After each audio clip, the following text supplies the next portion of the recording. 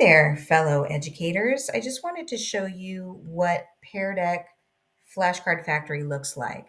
I am a middle school teacher, and what I find to be true is that vocabulary needs to be gone over before we start reading a story, nonfiction, drama, whatever we're reading.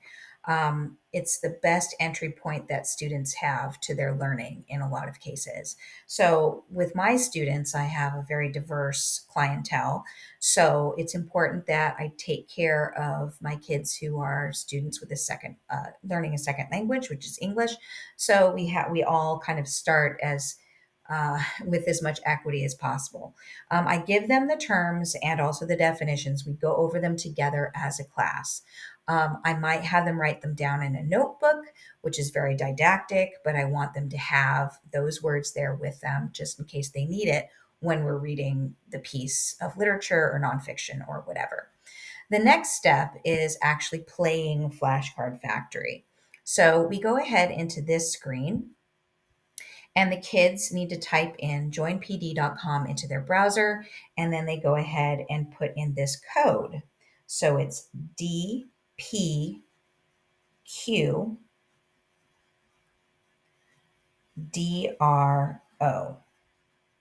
Okay. So you'll see that one worker joined. Of course, you'll see if you know there's 25 kids in your class or 35 kids in your class, as in my case, then you'll see those numbers go up. And when you see that there's just about 35 kids, you can go ahead and move on. So we clock in. When we clock in, the kids are divided between two groups in class, the day shift groups and the night shift groups. They will get points when we approve their sentences and their pictures as a group. And the side with the most points will typically win, like, I don't know, a water bottle sticker in my class. I make sure that I give out stickers because I do have some kids that may not be able to have candy for whatever reason. They have food allergies, they have diabetes. And so I make sure I give out water bottle stickers. They love it, they'll do anything for them. You can shuffle the teams if they want, but at the beginning of the year, I don't because they're just getting used to each other. And so we just keep them with the people that they're used to for the moment. But later on in the year, this will shuffle the teams. The kids like have to find their partner really quick, and they get up and they move. It's kind of chaotic, but it's great for your brain to get some movement and stuff. So we go ahead and do that sometimes. Excuse me. So let's play. When they're playing, I basically tell them the rules. I say that what my expectations are is that they use the word in the sentence, and they also demonstrate that they know the word by including enough context clues so that we know that they know what the word means. The second thing that one of the partners has to do is to create a picture that goes along with their understanding of the word.